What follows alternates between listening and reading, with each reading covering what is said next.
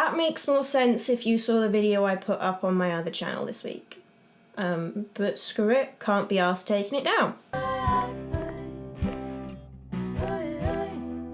Hi guys, it's Emma, welcome back to my channel, and if you're new here then hello, nice to meet you. I'm a full-time singer-songwriter musician-y type, and this is where the music happens. I have another channel called Hi It's Emma where the chaos happens. I do two main forms of content over there, social commentary videos on Saturdays, and on Mondays we do fun stuff in the form of craft, art, fashion and makeup styly videos. So if you're in the mood for something like that, you might want to check it out after you're done with this video. It'll be linked on the end screen and in the description below, but if you're looking for the music then you are in the right place. In the past, it's mostly been just videos of me doing covers and stuff with my own original music, but in more recent months, I have been attempting to make the content on here more different and interesting and cool and try out some new skills, and I've been teaching myself music production. That's what this little series I'm doing is on. Emma Learns Logic, that's the series. This is episode 5, I want to say. Watch me have to correct that later on when I discover that we've actually already done episode 5. I think this is episode 5. And basically, as the title suggests, in this little series, I am teaching myself how to use Logic Pro X. I've got the free 3-month trial of it that I'm using at the moment,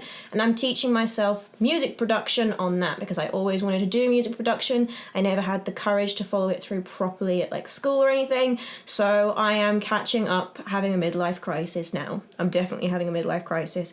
I mean, it makes sense for my generation to have their midlife crisis in their 20s, doesn't it? So the way I'm going about this is I am re-recording one of my old covers off this channel, and I picked a K-pop cover. I'm redoing my cover of Twit by Hwasa because I absolutely love that song, and I was quite disappointed with the cover I put out of that, so I figured I should redo it, and I am redoing it fully produced with lots of instruments on, not just acoustic like I normally do my covers. So far in this series I have done a guide track, I have done drums, I have messed around with acoustics and recorded the guitar and the vocals, and then last week we did adding on some final instruments in the form of finishing off the bass part, adding on some other MIDI instruments, or just one MIDI instrument in the end, but we may add more later on, don't know, we'll see. And obviously playing around with the amp designer on Logic to add some electric guitar to the track. So yes, we are definitely on episode 5. We have concluded we are on episode 5. Yes, got it right. Anyway, we are finally on to the main actual music production bit rather than recording stuff. I mean, it's all part of music production really in it, but we're finally on to the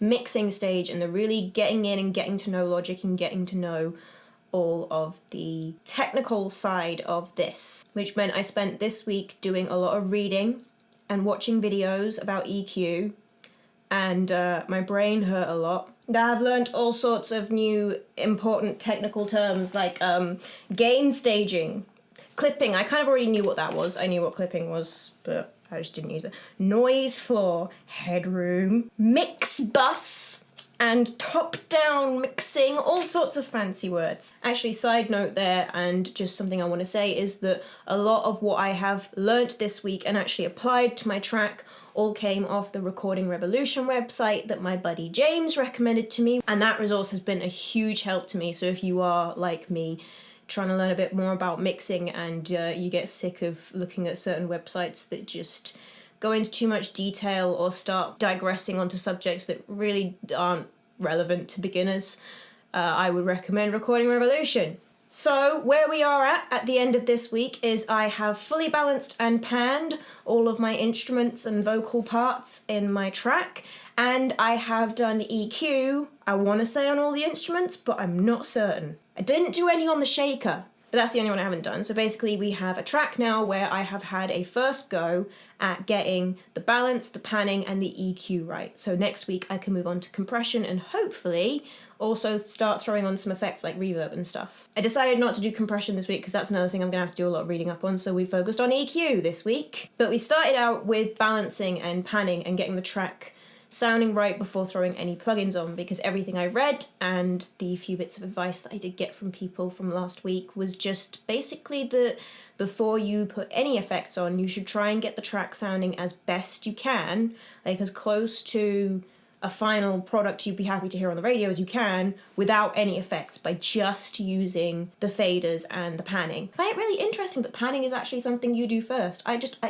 don't know why I had it in my head that panning is something you would do last. But it actually makes sense in hindsight, because panning is essentially another way of controlling the overall volume of a track. If you want to add clarity to a section without making it louder, you just pan it off to the left or the right a little bit. So I have done that a lot in this track, with my various vocal parts was the main thing that I panned quite a bit. The main thing I did was I either doubled up harmonies, so I used more than one take of the same harmony. I actually created new tracks for some harmonies where I just made one harmony track. Some of them I'd actually doubled up when I was doing the recording, but others I had plenty of takes to work with. So I just took a different take and I panned one right and I panned one left, and they're both singing exactly the same harmony part, and I thought that would sound particularly nice, especially with the chorus harmony parts and those harmony parts I've got going in the bridge as well, because there's one bit of the harmony where it's two tracks just singing exactly the same thing, and I thought it would sound good if they were panned right and left, so you get almost this surround sound feeling of it. But I think that works really well with all of those vocal harmony parts. I also did this with the electric guitar parts because, as I mentioned in the last video, I wanted my electric guitar to sound beefy without being too beefy. That explanation doesn't really get any better every time I repeat it. But basically, I wanted it to have a decent amount of volume to it. Like, I wanted it to have a depth to it in the track. I wanted it to be definitely, you could hear it, and it had a lot of presence there, but I didn't want it to be, like, really in your face. I didn't want the electric guitar to overwhelm the vocals and stuff, you know. I just wanted it to beef out those chorus bits especially. So I didn't want to just make the guitar louder to make it stand out more. I wanted to sort of spread it. So I did this panning thing with the guitar as well. I just took two good takes that I had of everything, and I stuck one on one track and one on another, panned one left, one right, and I think it really works. I think this is one of the things I think I'm proudest of in the track, is I think this electric guitar really works quite well panned like this. I think it sounds really full.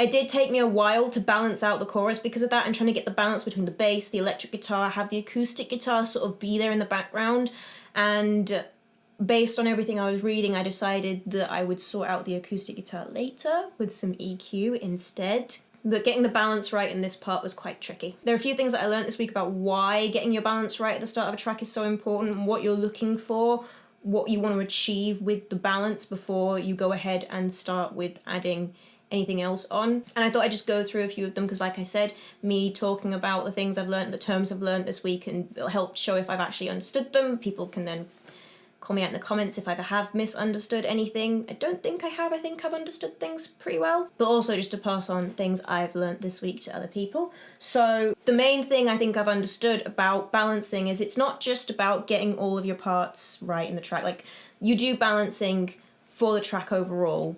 It's about the volume control and getting things to sit in their right positions in the track. You know, you want to make sure you can hear everything nice and clearly, that nothing is overwhelming anything, but you're not going to get your volumes all perfect just by balancing your track. You're going to want to come back to that later with some automation maybe to sort things out if things are starting to get too loud, or with your compression and your EQ will also sort some of those things out from what I've understood. But the main thing is you want to get an overall balance where most of the time in the track, every instrument is as loud or as quiet as it needs to be, where there are very few places in a track where an instrument is overwhelming another one.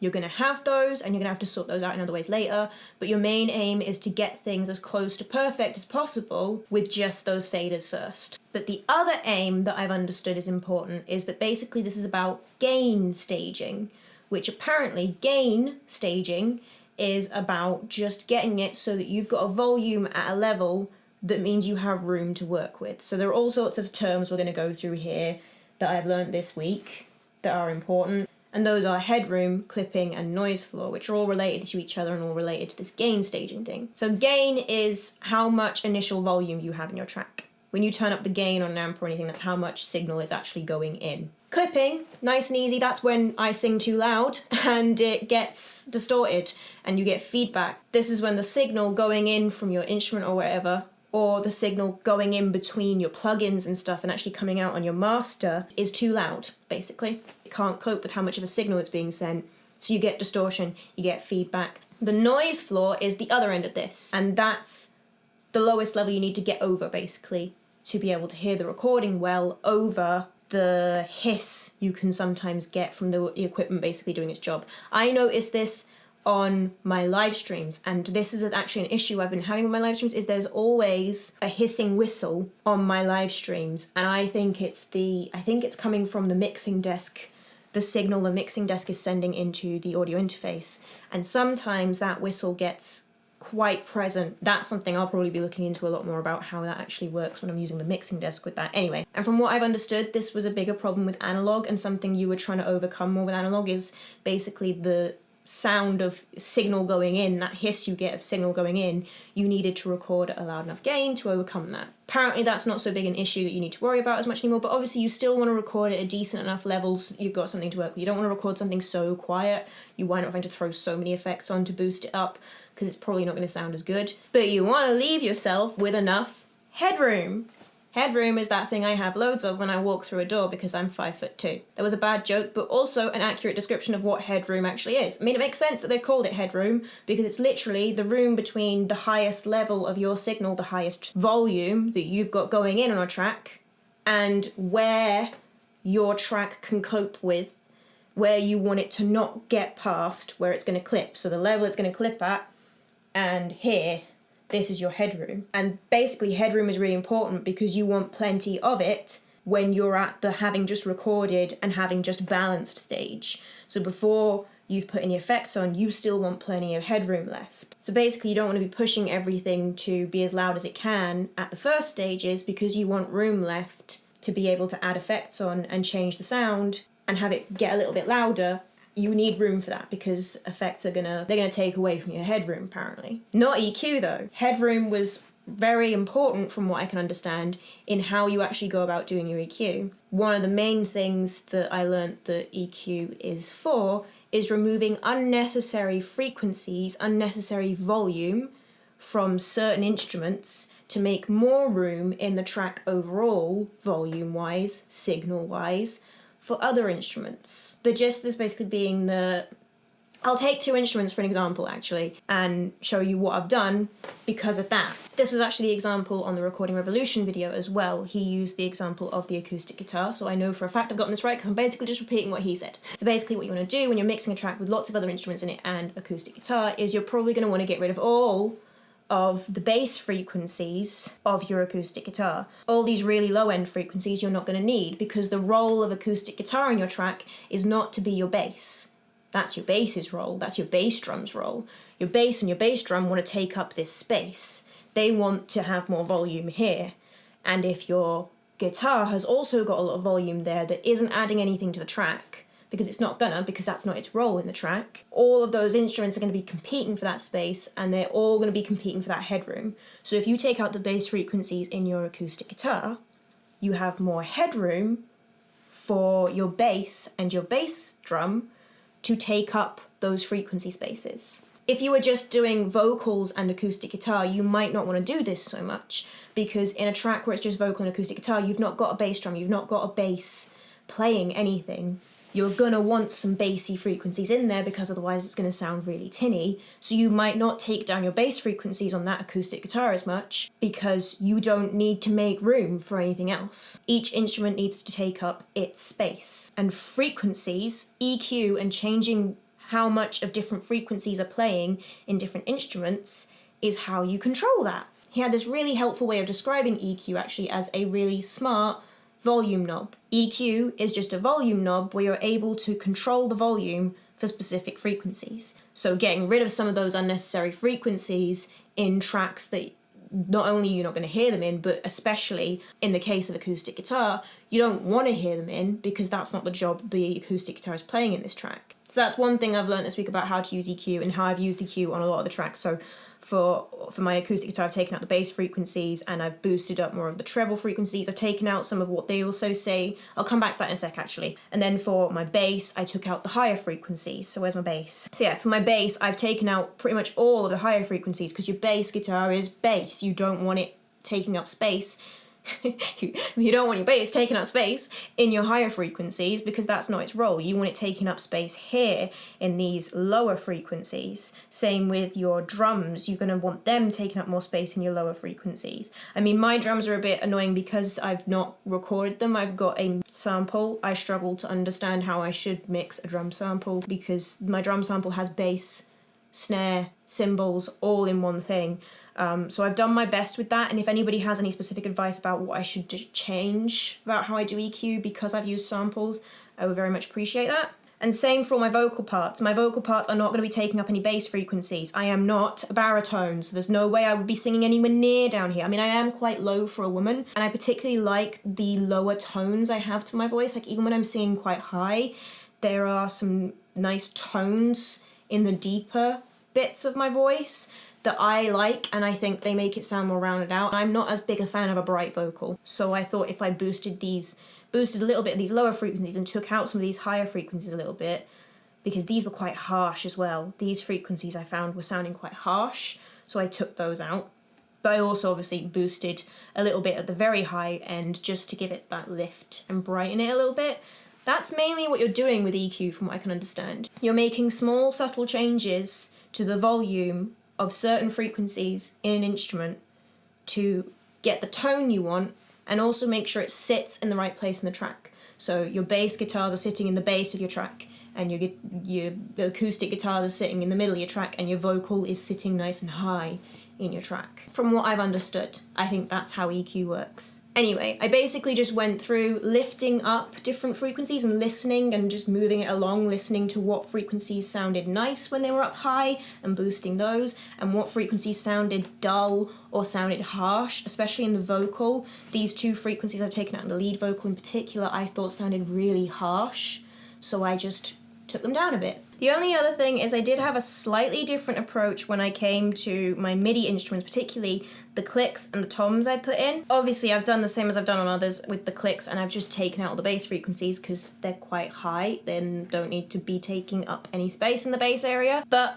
I also was trying to really pinpoint the bit of the click, the frequency of the click, that was giving me more of the melody that it was doing, and highlight that slightly, and also take out this one frequency I was hearing in the click that was really high and too bright, and it was making it sound too tinkly. And I didn't want it to sound tinkly, I wanted it to sound more like almost someone clicking their tongue. But obviously I didn't want to just bring down all of the higher frequencies because this is quite a high sound and I wanted it to sound nice and bright still. I just wanted to take out a little bit of that harshness it had to it again. Same with my toms. I wanted to pinpoint the nice frequency in my toms that was giving it quite a nice rounding feeling. And I actually boosted a lot more in my toms than I did any of my other instruments. I boosted one of the bassier frequencies. I boosted one of the more middling frequencies, but I also boosted one of the much higher frequencies. And I found just boosting those little frequencies helped to round out the tone I wanted and control the tone I wanted a bit more. I'm still not necessarily perfectly happy with the toms, and I'm not sure if it's because I need to just not pan them, or maybe I need to pan them further, and maybe I've got them panned to the wrong side, I don't know. Maybe they're a bit too quiet, or maybe it's the EQ. Anywho, that's everything, I think. So I will now play what we have so far. It'll be playing in the background as I chat as well, and it'll be playing nice and clearly on the end screen, and I'll try and give you a quite big section of the track nice and clear.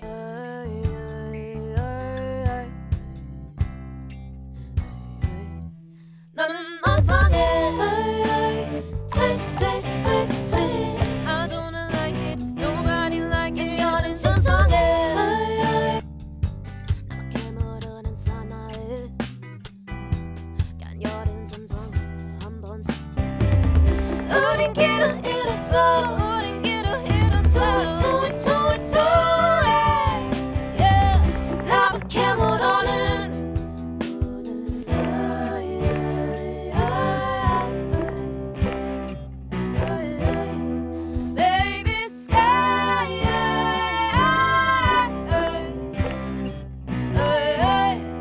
Overall, I'm still very happy with how things are turning out. I'm particularly happy with that electric guitar, as I said. I think that sounds great. If there is anything you are hearing in the track that you would change for any reason, I would be interested to know.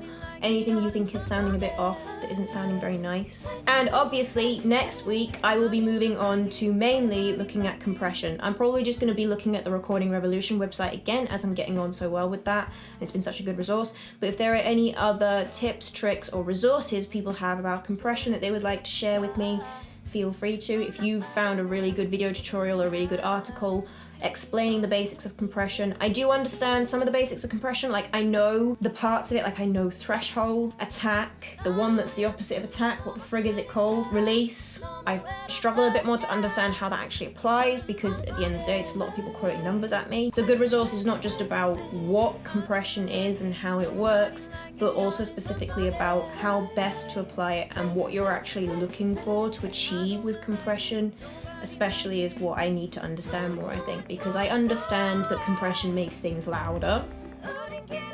Anyway, that's what we'll be working on next week. If you enjoyed this video, then please do give it a like and leave a comment. Let me know, maybe even give it a share with people, because that all helps to boost it and let more people see it. And a lot of people have actually been watching these videos. These videos have been getting quite a few views, so thank you very much for everyone who has been watching these videos, and thank you very much to everyone who has engaged with, given me tips and stuff so far. You are very much appreciated. If you are enjoying this series and you want to keep up with the updates that come out every single Thursday, and you want to hear what the final cover sounds like when it comes out, it's probably only going to be a couple of weeks before we have the final version now. Isn't that exciting? But if you would like to keep up with all that, then you should hit that subscribe button and ring the bell for notifications. You may also want to check out my other channel, as I mentioned at the start, be linked on the end screen in the description below, but I will be quite quiet on there after this week because I'm actually releasing new original music in the new year. I have a single, I got the masters back. It'll be coming out hopefully sometime in January is what I'm aiming for. We will see. You can check out my current EP on all of the different streaming platforms that will be linked below if you want to go and check that out. And if you want to make sure you know what's happening with the single when it comes out, obviously you should follow me on whatever streaming platform you use because that would be very helpful. But you should also follow me on all my social media, which are all linked in the description below. Is that everything? Oh! Live streams. I live stream on a platform called sessionslive.com. It's a platform just like things like Twitch, but it's specifically for musicians. I do every Tuesday and Wednesday evening, and then I do intermittent other slots, midday slots here and there and all that. But on Saturday, this Saturday, from 7 till 9 p.m, I will be doing a Christmas show stream where I'll be playing a couple of Christmas songs, some Christmas related songs, some joyful songs. I will be decorating the room, and I will be painting myself like a reindeer. It's gonna be great. If you would like to join me for that, then my profile is linked in the description below. That is all for this week, guys, and I shall leave you listening to the version of Twit that we have so far on the end screen, and I shall see you next week with another update where I should hopefully have compressed the bejesus out of this song. Bye!